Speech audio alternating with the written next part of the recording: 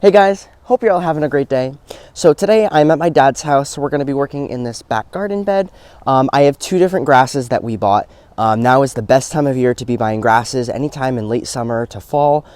Usually is when garden centers tend to have their highest variety and highest stock, I should say, of grasses available. So my dad really loves ornamental grasses and wanted to incorporate at least a couple of them into this back bed. So I figured instead of waiting until next year, I might as well get a couple for this year. So let's take a look at what I have. I'll go into further detail at the end of the video once we're done planting, like the size and all that kind of stuff, but I can show you these for right now. So I have these two grasses. They're on the smaller side. There actually are a lot of different varieties that I was able to find that were in smaller containers, not too many in the big ones. These are actually both from Monrovia. So this one is called a hot rod switchgrass. I guess I could just tell you right now. It gets 4 feet tall by 2 feet wide, hardy in zones 4 through 9. And what's really cool about this plant is you can see the color of it. It's starting to get its fall appearance more than anything else. What's really cool about it is that it has like a bluish green color. I don't know how well that shows up in the camera. It's a little bit on the bluer side though. And then the tips get to be this beautiful, beautiful, deep maroon red. And you can see that mixed through. And it's called a hot rod switchgrass, so it makes sense why it'd be called that. And then the seed heads are like a nice deep purple color as well. So kind of separating this by itself, you can see a little bit better what this looks like. So this is going to add a lot of interest, and maybe if we can put it behind something else that's bright, kind of like that, then that would be helpful. I can't put it right here because this zebra grass is right here, but we'll find a good spot for this. And then the other grass that I have, this is just a dwarf fountain grass. This is a pretty typical variety.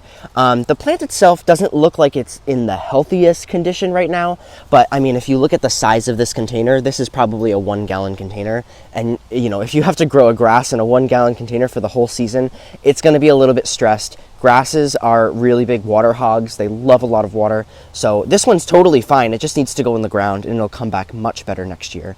But you can see the seed heads here. They're nice little pretty color. And then this, it's pretty much just a green. This doesn't have any variegation to it or anything like that. But once this is getting to more of its mature state, it has so many of these, and this actually really stands out when it has all of these little plumes at the top. So I'm very excited to see what these two grasses will look like next year. The other thing that's really cool about this grass, I'm not going to do anything with it this year, but this actually, you can see the way it was planted. There's 1, 2, and then if I turn this around, there's like a third or even kind of fourth clump that's here. So if you were to get one of these yourself, you probably could actually separate this into 3 different plants, and if you wanted to. They'd come back smaller the next year than if you just planted them all in one clump, but you definitely could do that. And then the only thing I just wanted to mention about these grasses is that it's always a good idea to make sure that you're clumping these grasses I want to say it's like every 5 years, or at least after the first 5 years that you put it in the ground. It's a good thing to take away some of the clumps and, you know, put them in a new spot or give them away to friends and family, whatever you want to do.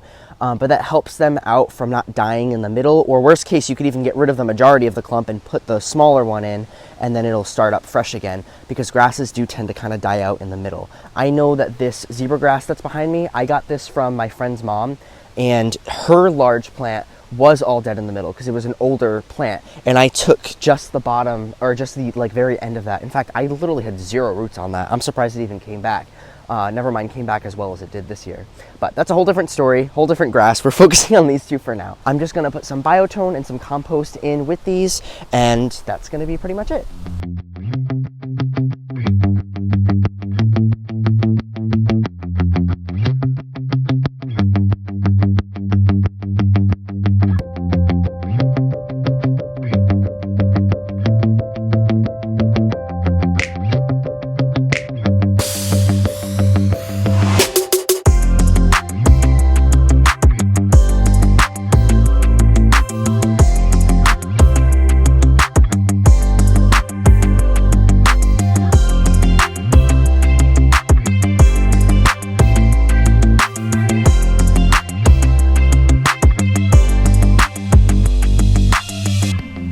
Okay, so we have all the grasses planted, and I just want to show you where we put them and kind of the reasoning as to why we put them in each space.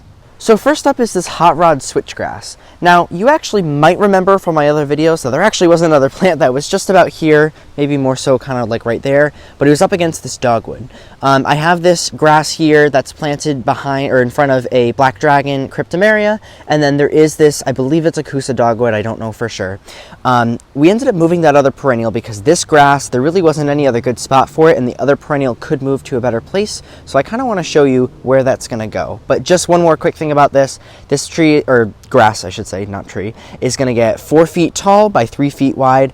It'll probably come up to around the beginning of this bed, not exactly right to the front, but closer to it. So we might extend this bed out a little bit so we can plant something in front of it, but we'll kind of just see how this grows over time. I kind of want to walk through, and you can see the other grass there. I'll talk about that in a second. But this is the other plant that we had. I can't remember the exact variety, but this is a type of false sunflower. Basically, it looks like a sunflower, but it's a perennial that comes back every year. We have this summer wine 9-bark, and then a black knight blueberry, nope, not blueberry, butterfly bush. Somewhat similar names. And then you can see all of our arborvitaes that just came in. But that has a nice deep purple color, and then that's a nice purple color with the white flowers. But I think having these two purple that are kind of going to grow around this a little bit, it's still kind of close, but they're all going to kind of grow into each other. That has bright yellow flowers, so the bright is going to contrast those two purple really well. So I'm very much looking forward to that with this plant, and I think it's just overall a much better spot for it. Oh, it's really starting to rain now. And then we have the second grass that's right here. Again, I know it doesn't look the absolute best with all the yellow foliage that it has, but it'll maintain its shape throughout the winter. We'll cut it back and it'll grow much fresher and much thicker next year. So we kind of just have it on the other side of this 9-bark, but this doesn't get nearly as big, so it's more towards the front of the bed. We've got echinacea here as well, and then the firelight hydrangea right behind it. So that's going to fill up that back space. I think we're going to end up getting a couple more of these echinacea. This is the Cheyenne Spirit variety.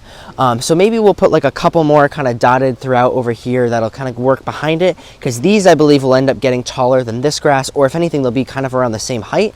But I think those two are going to work pretty well together. That'll provide a lot more end of summer interest. But yeah, I think this will do really great here. And this one, I think because it's short enough, we probably won't put anything in front of it. We'll probably just leave it like that, and that'll be like the shortest height for this border. And then there's also that hosta there that provides some other interest.